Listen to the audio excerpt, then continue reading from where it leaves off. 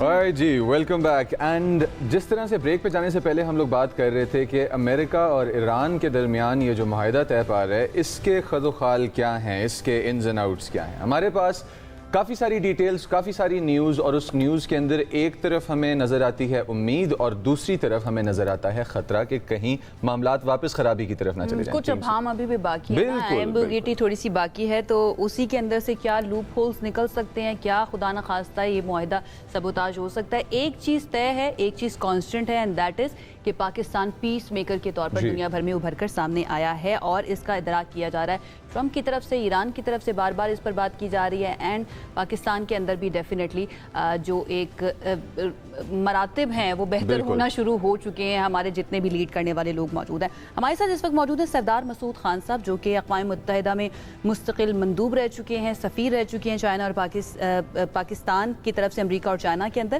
اور سابق صدر آزاد جموں کشمیر بھی رہ چکے ہیں. بہت اچھی طرح سے سمجھتے ہیں معاملات کو, ان سے جانتے ہیں کہ جو کرنٹ اپڈیٹس ہیں, ڈیولپمنٹ ہے, اس کے اوپر ان کی کیا رائے ہے, کیا انالیسس ہے. السلام علیکم خان صاحب, کیسے ہیں آپ؟ السلام علیکم. السلام وعلیکم السلام.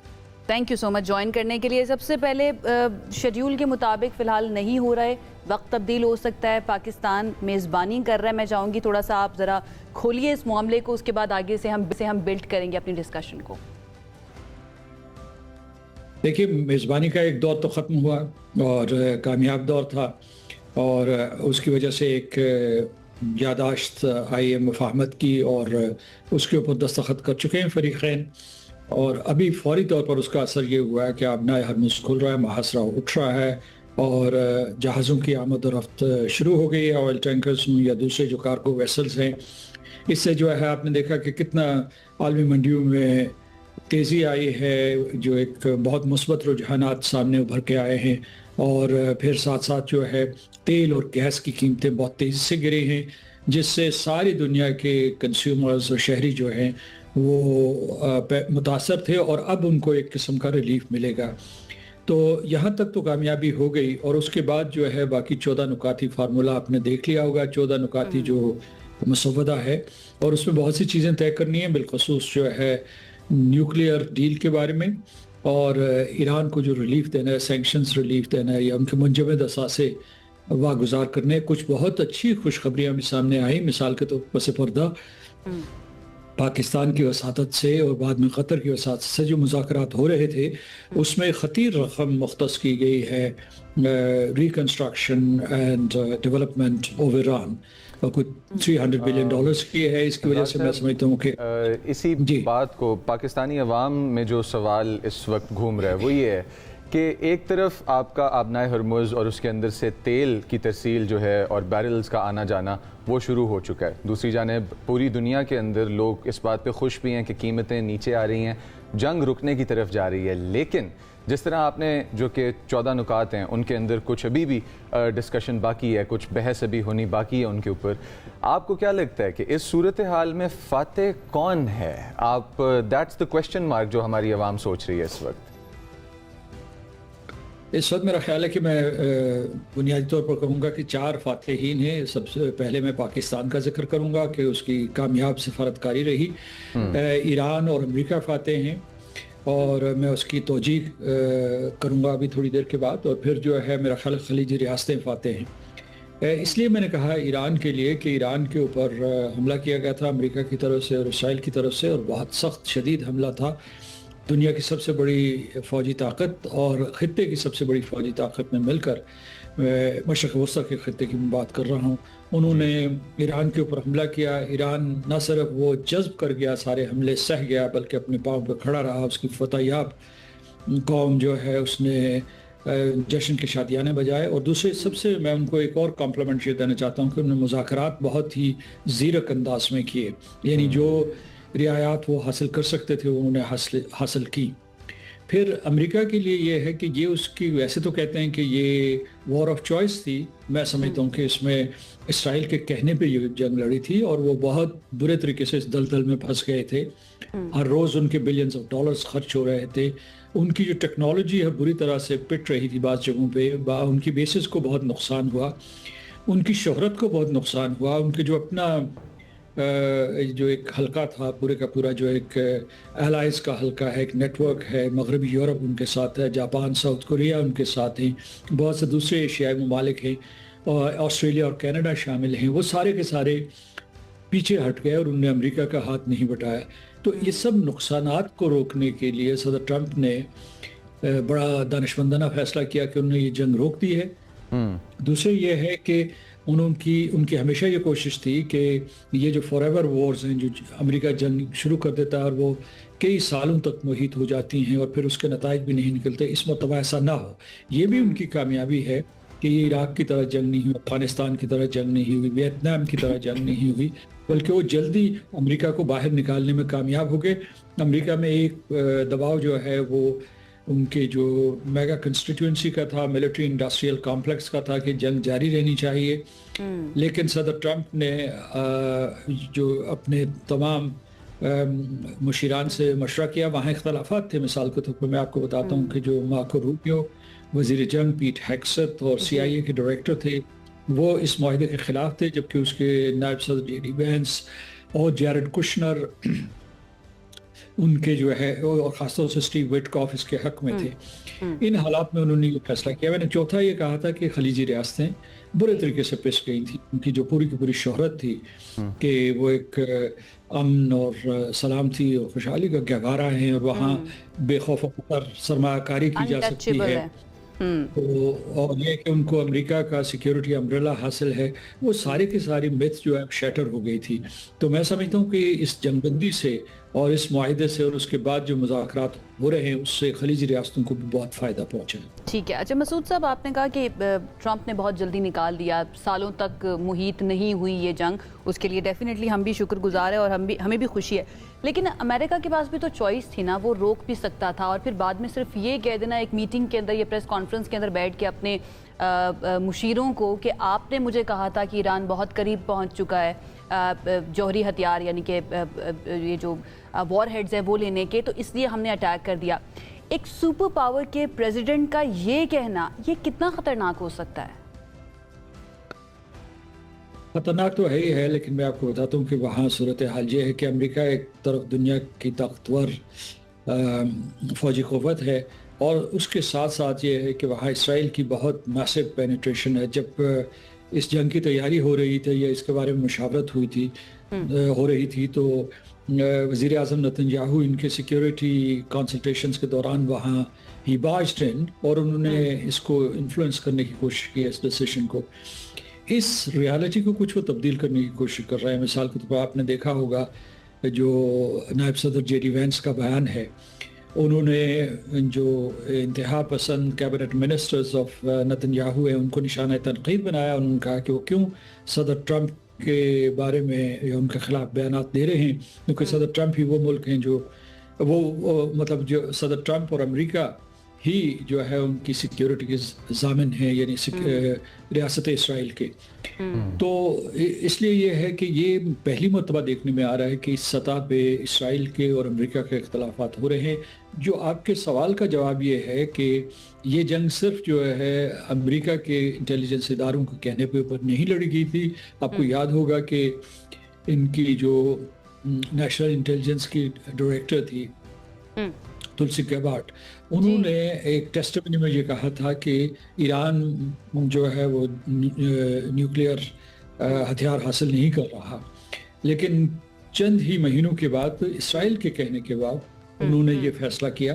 اس میں اسرائیل کا کردار بہت مرکزی تھا، اور اس کے اب جو ہے وہاں کوئی اس قسم کی آگہی پیدا ہو رہی ہے۔ صرف جو ہے یعنی یہ نہیں کہ کیبنٹ میں، امریکن کیبنٹ میں یا کانگریس میں، شہری بھی جو ہے بآواز بلند کہہ رہے ہیں کہ اس طریقے سے اسرائیل امریکہ کو بار بار مسئلہ یہ ہے نا مسعود صاحب کہ آگہی تھوڑا دیر سے پیدا ہو رہی ہے اور دیر سے سمجھ آ رہی ہے اتنے نقصان کے بعد، جس میں ہم وسائل کا نقصان بھی کہہ سکتے ہیں، لوگوں کی جانیں بھی بہت زیادہ گئی ہیں۔ بہت شکریہ سردار مسعود خان صاحب ہمارے ساتھ موجود تھے اور ڈیلیبریٹ کرے تھے، لسٹس ہمارے سامنے رکھ رہے تھے۔ اچھا عائشہ، آپ یہ دیکھیں کہ جو $300 ارب والی بات ہے یا جو افزودہ یورینیم والی بات ہے، اس کو ایک ہی ویٹ کے ساتھ جو کہ ہے وہ ٹریٹ کیا جا رہا ہے اس وقت پلیٹ فارم پہ۔ اسی چیز کو زیادہ بہتر طریقے سے جاننے کے لیے ہمارے ساتھ اس وقت ہمیں جوائن کر رہے ہیں ماہر بین الاقوامی امور ہیں ڈاکٹر ظفر جسپال صاحب، انہیں ویلکم کرتے ہیں۔ السلام علیکم سر۔ السلام علیکم۔ اور وعلیکم السلام جی۔ سر ہم نے ابھی امبیسڈر صاحب سے پوچھا کہ فاتح کون نظر آ رہا ہے، کیونکہ دونوں طرف سے ایک طرف تھا کہ جی ہم نیگوشیٹ نہیں کریں گے آبنائے ہرمز پر، دوسری طرف تھا کہ ہم لوگ ٹریڈ کو جو کہ اپنا ویپن بنائیں گے، پھر ایک طرف سے اماؤنٹس آف منی پرومس کیے جا رہے تھے۔ اب ہمیں نظر آ رہا ہے کہ تمام چیزیں اگریڈ اپون ہو گئی ہیں ایٹ لیسٹ اگلے 60 دنوں کے لیے، سوائے 1-2 پوائنٹس کے جو رہ گئے ہیں پیچھے۔ تو ڈیلیبریٹ کرتے چلیں کہ فاتح کون آپ کی نظر میں، کیونکہ امبیسڈر صاحب نے تو 4 فاتحین قرار دیے، اور اس کے ساتھ ہی ہم یہ کر لیں اسٹریٹجک ون کس کے پاس آئی ہے، اور اسی کے ساتھ جو اگلے 60 ڈیز ہیں اس میں کیا ایسے ٹاپکس ہیں کہ جو اس ٹاکس کے لیے ڈیریلمنٹ کا باعث بن سکتے ہیں؟ دیکھیں مسعود احمد خان صاحب کا ایک اپنا ویژن ہے اور بہت سینئر ڈپلومیٹ ہیں، اور انہوں نے درست فرمایا جو انہوں نے فاتح گنا ہے۔